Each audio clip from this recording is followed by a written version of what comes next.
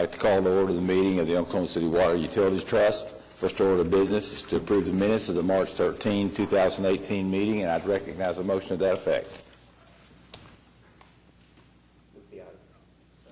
Moved and seconded. We'll vote. Approved. Consent docket. Several items. Are there any questions or comments about the consent docket? If not, I'd recognize a motion to approve it. Moved and seconded. We'll vote. Approved.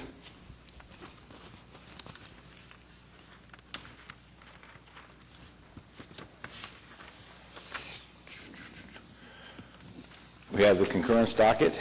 I can recognize a motion to approve subject to individual consideration. Moved and seconded. We'll vote. Approved. Items for individual consideration. Mr. Chairman, we have a presentation from John Rutledge with Friesen Nichols on the final design of the Atoka spillway and chute design.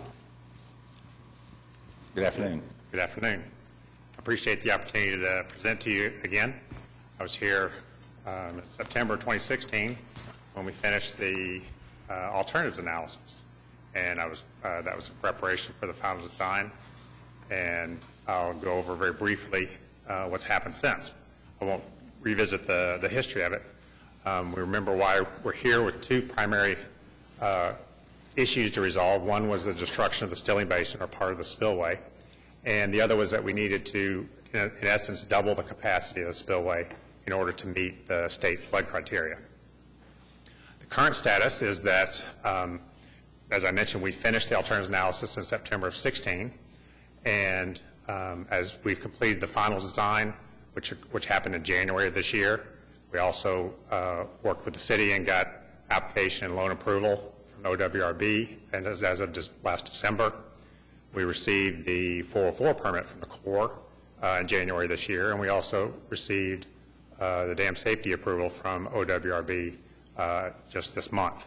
So we got the paperwork behind us, we have the design behind us, we're in good shape. The next steps, we're scheduled to advertise tomorrow. We have the pre-bid for construction on April 5th and 6th. First one's a meeting here. The 6th is a site visit for the contractors. We'll work through a pre-qualification process. We've added to the city's normal pre-qualification requirements because of the specific nature of the dam itself and construction involved in it. And we're scheduled to take bids on April 25th with a notice to proceed in the latter part of May. We estimate that or specify that the duration of the construction will be 15 months, a little more than a year, wrapping up in September of 2019. That gives us basically two summer construction seasons. When I came here before in September, I presented to you alternatives, and the projected estimated cost was a little under $26 million.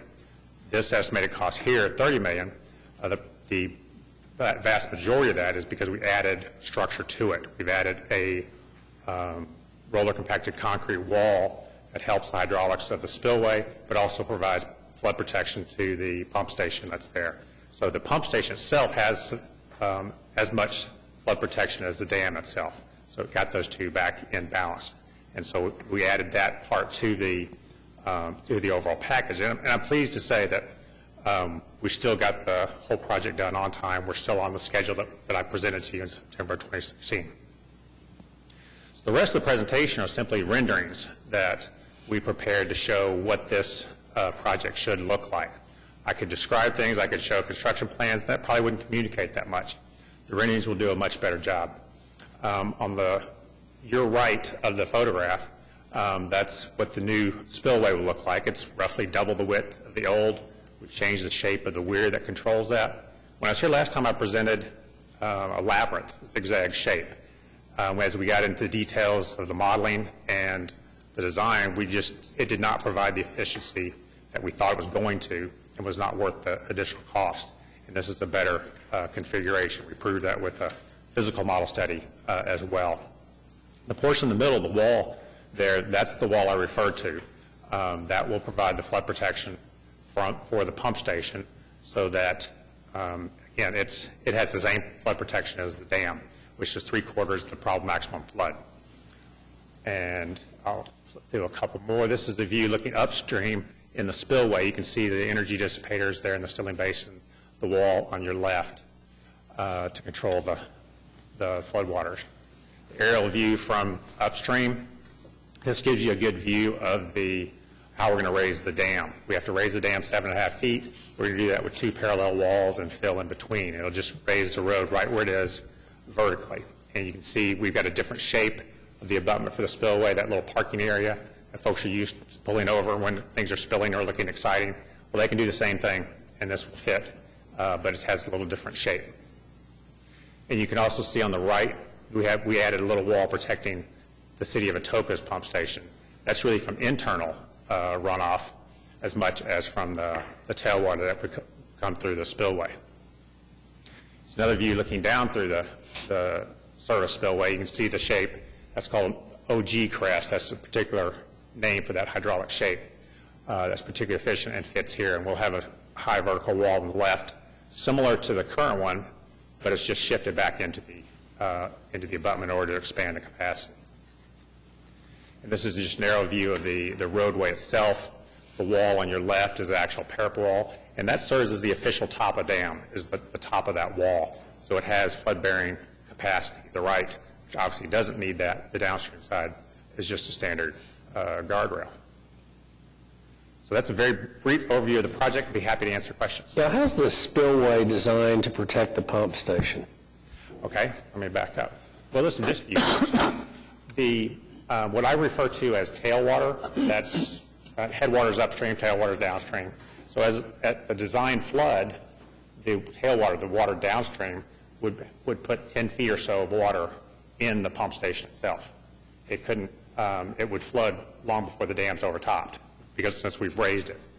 And we discovered in the physical model study, the flow patterns, without getting into detail, the flow patterns made the energy dissipation very difficult. And putting in a steep wall there next to the basin helped the hydraulics dramatically. And that, once we started looking into options to do that, that afforded us the opportunity to protect the pump station.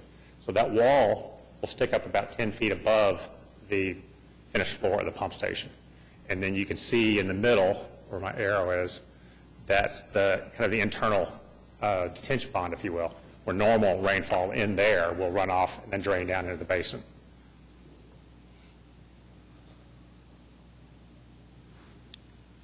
Any other questions? Thanks. Thank you very much. All right, thank you. Are there any items from trustees?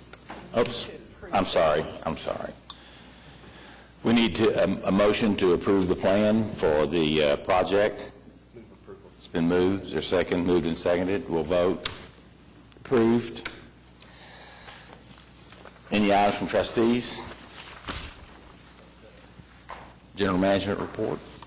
Thank you, Mr. Chairman. The monthly pro forma indicates that the revenues for water are on target. The expenses are a little below, so there's about a 3% delta there between what we anticipated and where we are today.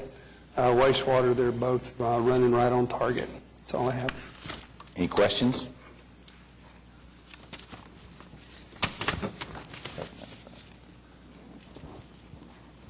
Seeing no other questions, we'll meet. I need a citizens report if there are any. Thank you. Need a motion for adjournment. It's been moved. Is there a second? Moved and seconded. We'll vote. Approved. Thank you very much.